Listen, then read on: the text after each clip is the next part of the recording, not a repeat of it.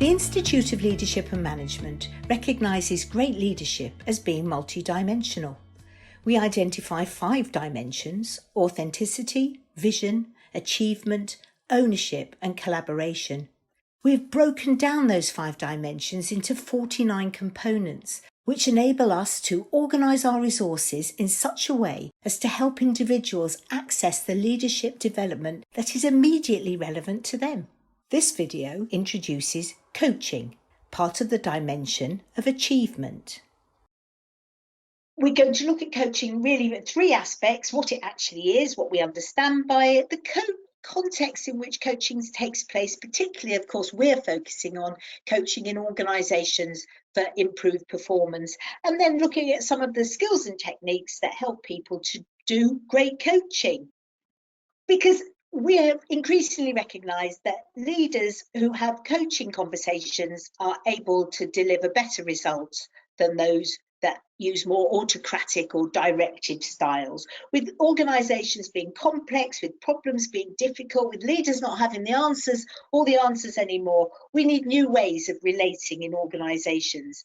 And we at the Institute have known that for quite some time, and have really explored and researched the area. This goes back to 2011. All of our research reports are freely available on our website, so please do download them if you want to find out more. And as I said, in 2011, we were finding how widely used coaching was, and bigger organisations were using it not just for senior teams, as perhaps had been the fashion earlier, but for a much wider number of their managers. So we knew coaching was being used widely. We also knew that it was a very popular leadership development intervention. So what we wanted to find out was, well, what makes good coaching? And we really worked on this for 2 or 3 years. We asked coaches what they thought was good coaching. We asked the purchasers of coaches what they thought made for a great coach, and we also looked at how you sort of demonstrated the value of coaching. And as that was an ongoing project, eventually we did come up with what we recommended was the Brinkerhoff success case method for evaluating coaching. But again, do download the report if you want to know more. Last year we undertook some research because we wanted to see whether managers were really using coaching approaches in their day-to-day management and leadership practice, and what that felt like for the managed, if you like. I think, as you often find with these sorts of research surveys, there's a very different perception of what people think they're doing and how that's experienced, and that was no different here. Managers felt that they were really assisting people in setting their own goals and finding their own solutions, whereas the managed, now these weren't matched pairs, but this is an insight from those who manage and those who are managed, that actually that wasn't really happening. And a very interesting finding here was that managers felt they were listening far more than their staff felt they were.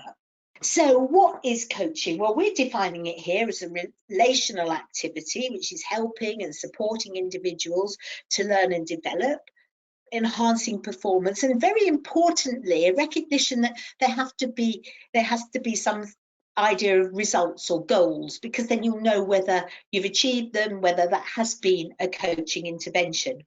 Franco Velgia here adds to that definition and introduces the notion of challenge, that provoking somebody to perhaps to think a little bit differently.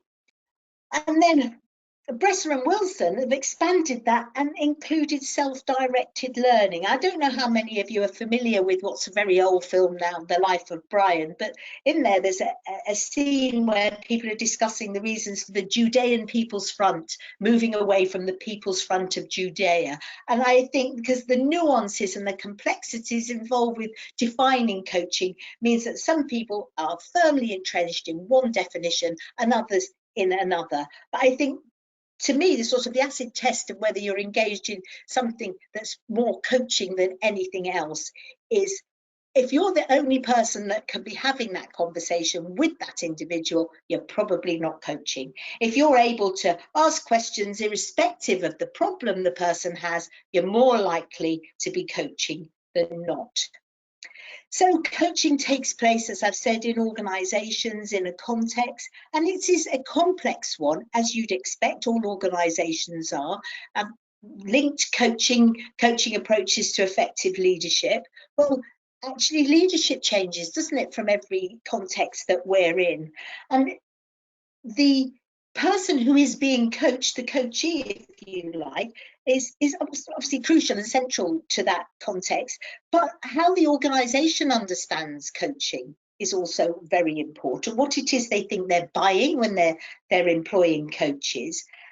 And within that, the relationship between the coach and the coachee. We often hear about coaching readiness, whether somebody really wants to be coached. And I think that's a particular question in organisations, because coaching might be offered as a solution. And we have heard when we were doing the research about certain organisations that use coaching to fix people who are underperforming. And that, of course, puts a real different dynamic into the relationship with the coach.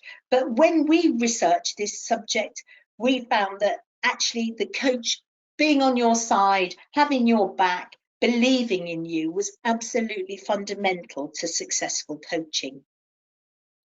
So when you're thinking about coaching in organisations, the questions really to ask yourself are, well, what do we want this coaching for? Are we going to decide what we want from coaching and be very directive about what it is and how it might meet our organisational development needs?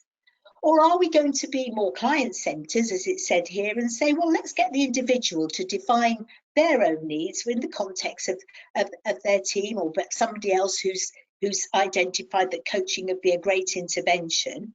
Or are we going to use coaching to solve a particular problem and to actually take that as a learning intervention approach? So all of those questions need to be answered before you can begin to get the right coaching approach that suits you.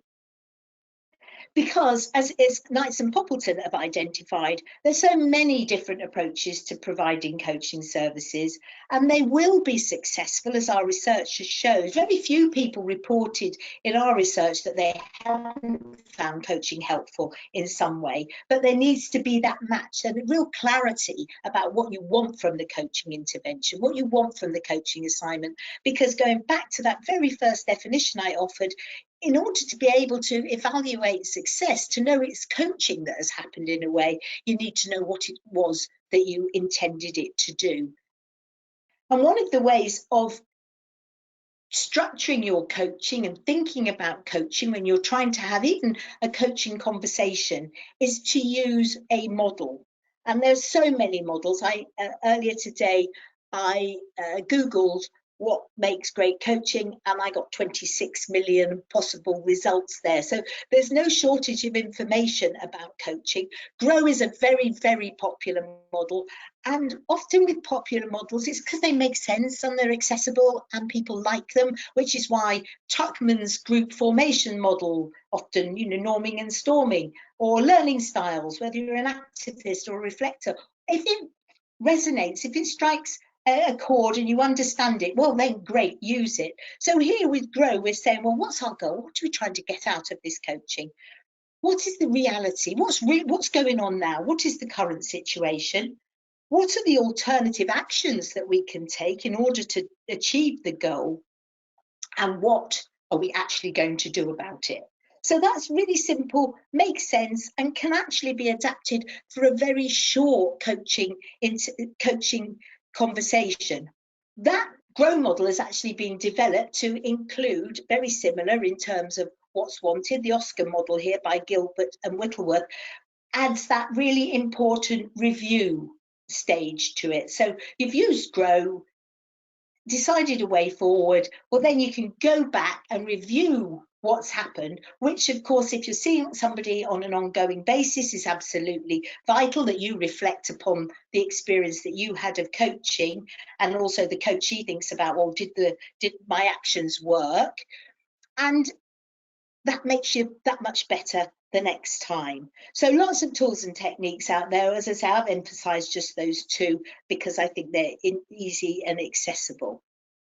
But what I'm now going to, in the final few minutes, talk about what makes a great coaching conversation. So this might be a formal coaching assignment where you set up a number of coaching sessions spaced over a period of time, or it might be that you as a manager just wants to use coaching approaches in the conversations you have with the people you manage, perhaps, but your colleagues. Because as we found in 2011, companies that want a coaching culture want everyone to engage in these sorts of conversations that aren't about blaming or about point scoring or about not listening. They're conversations where there's absolute mutual respect between the parties of the conversation with a view to achieving something from that conversation.